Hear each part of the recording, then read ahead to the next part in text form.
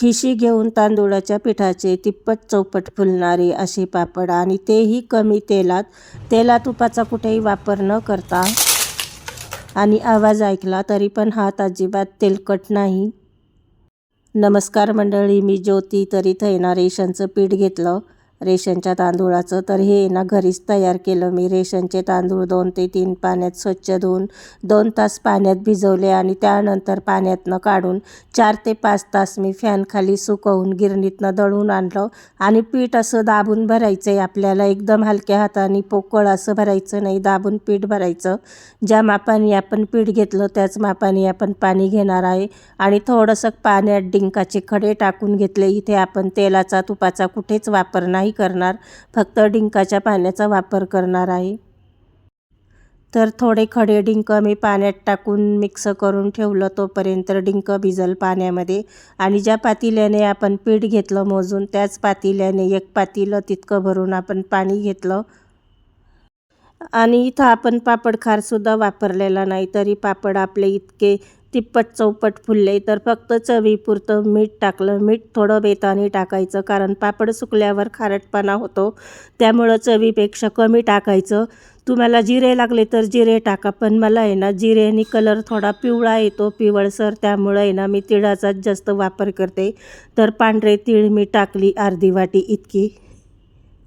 पाण्याला छान कडक अशी उकळी येऊ द्यायची, आणि उकळी आल्यानंतर गॅस पहिले बारीक करायचा. आणि त्यानंतर जे पीठ काढलेलं होतं ते 1 खट्टी टाकायचे, कारण एकदम पीठ टाकून दिलं ना एकदम, की म्हणजे चमच्यानी छान भरभर हलवता येतं. आणि बऱ्याच जणांना वाटतं ना खिशीचे पापड खूप अवघड आहे, पण अजिबात अवघड नाही. पिठाला खिशी छान बसली ना तर पापड अजिबात तुटतसुद्धा नाही, फाटतसुद्धा नाही. आणि असं मिक्स करून घ्यायचं, एकजीव करून घ्यायचं खालीवर. नंतर काय होतं ना, जड जातं पीठ हाटायला जसं चिकासारखं. तर काय करायचं, जड गेल्यानंतर चमचा फक्त असा खालीवर करायचा. त्या चमच्याला लागून पीठ काय होतं ना, खालचं पीठ वर येतं आणि वरचं पीठ खाली जातं. आणि त्यानंतर 5 मिनटं असं झाकण लावून ठेवायचं. 5 मिनिटानंतर परत चमच्याने असं पीठ खालीवर करून घ्यायचं. आणि मग त्यानंतर पुन्हा ताट लावून 5 मिनटं ठेवायचं. असं जवळजवळ 5 ते 6 वेळेस केलं ना तर खिशी एकदम छान बसते, अजिबात पापड तुटत नाही. तर असं झाकण ठेवून 5 ते 6 वेळेस मी पीठ हलवून घेतलं, आणि खिशी छान बसल्या गेली पिठाला. पीठ एकदम असं नरम मऊसूत झालेलं आहे. आणि एक कपडा घेतलेला आहे, कपडा पाण्यातून काढून घेतला, पण त्या कपड्यामध्ये 1 थेंबसुद्धा पाणी ठेवायचं नाही आहे. एकदम निरखून कपडा पिळून घ्यायचा, किंवा मग प्लॅस्टिक बॅग असेल तर त्याच्यामध्ये तुम्ही पीठ घालून घ्या, पण कपड्याला अजिबात पाणी ठेवायचं नाही. कपड्यात जर थोडं जरी पाणी राहिलं ना तर पापड फाटतील, तुटतील. तर असं पूर्ण गरम पीठ असताना मी कपड्यामध्ये टाकून घेतलं. कपडा कॉटनचाच आहे, आणि कपडा असा 4 पदरी करून घेतला, म्हणजे चटका अजिबात बसणार नाही गरम हाताला. पीठ सारखं हलवत राहिलं ना तर पातेलंसुद्धा जळालं नाही, अजिबात पातेल्यालासुद्धा पीठ लागलेलं नाही. आणि असं हाताने मळून घेतलं मी. मुद्दामून कपडा 4 पदरी घेतलेला आहे. जर तुम्हाला असं नाही जमलं तर एखादं ग्लास किंवा वाटी त्याच्या बुडाच्या साहाय्याने पण असं करतात, पण मला हे अवघड वाटतं, त्यामुळं मी काय करते, हातानेच असं मळून घेतले. त्याकरताच मी कपडा असा 4 पदरी करून घेतला. असं जवळजवळ 7 ते 8 मिनिटं मी पीठ कपड्यामध्ये छान मळून घेतलं. आणि त्यानंतर असा पिठाला चिकण्यापणा येतो, आणि पीठ नरम मऊसूद असं कापसासारखं होतं. लागण त्या आकाराचे गोळे करायचे आपल्याला.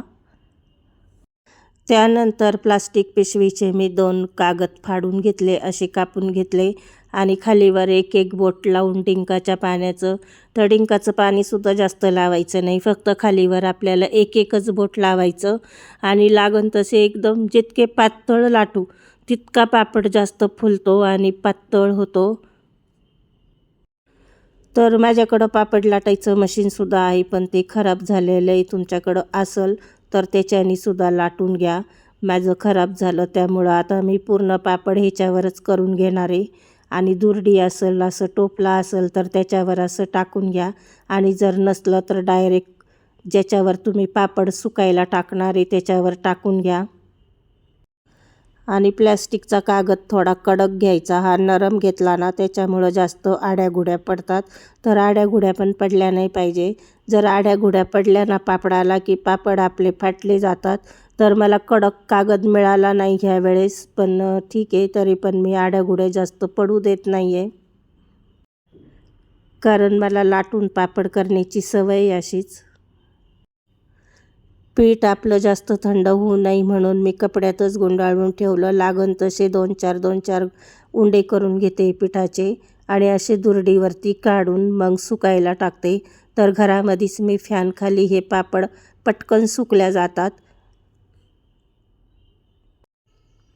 तर दुरडीवर पापड टाकून काय होतं ना, असे काढायला ठेवायला सोपे जातात म्हणून दुरडीवर. पण स्टीलच्या असं कुठल्याही भांड्यावर नका काढू, चिटकून जाईल. किंवा दुरडी नसेल तर असं डायरेक्ट पण असं प्लास्टिक पन्नी अशी पालथी घालून असं पण छान पापड निघतात. काय ना, बऱ्याच जणांना खिशी घ्यायला जमत नाही. तर खिशी घेणं काहीच अवघड नाही आहे. जितकं पीठ आपण घेऊ तितकंच पाणी आपल्याला घ्यायचं आणि फक्त पीठ आटल्यानंतर 5-5 मिनटाला झाकण ठेवून पुन्हा खालीवर करायचं. पुन्हा 5 मिनटं झाकण लावायचं. पुन्हा 5 मिनटं खालीवर करायचं. तर असं करत 5 ते 6 वेळेस केले ना तर खिशी खूप छान जमते. आणि आता एक दिवस आहे ना मी फॅनखाली सुकवून घेतले. 1-2 तासामध्येच एक बाजू सुकल्या जाती. त्याला उलटपालट करून घ्यायचं. तर बघा पापड इतका छान झाला. सुरुवातीला छोटे केले, नंतर मोठे केले. हा अजूक ओलाच आहे, सुकलेला नाही आहे. जे सुकले ते उलटपालट करून घेतले पापड. आणि 1-2 वर्ष आपल्याला पापड ठेवायचे तर 3 दिवसाचं कडक ऊन दाखवून आणले पापडाला. तर पापड बघा इतके अखंड पापड, एकसुद्धा पापड तुटला नाही की फाटला नाही, का की आपण खिशीच तशी बनवली होती. तर ह्या पापडाला आहे ना आपण पापड खारचा सुद्धा वापर केला नाही. फक्त मीठ, तीळ आणि तेला तुपाचा सुद्धा कुठं वापर केला नाही. मला नव्हतं वाटलं की एवढे पापड फुलतील. मी तेल अगोदरच कमी घेतलं होतं. पण कमी तेलामध्ये पण हे पापड छान तळल्या जातात. असं नाही की जास्तच तेल पाहिजे. पण मंडळी, रेसिपी आवडली असेल तर व्हिडिओला लाईक करा, चॅनलला सबस्क्राईब करा. आणि किती कुरकुरीत आवाज आहे तर ऐकलं. हातसुद्धा अजिबात तेलकट नाही. किती छान खिशीचे पापड आले. व्हिडिओ आवडल्यास लाईक करणे.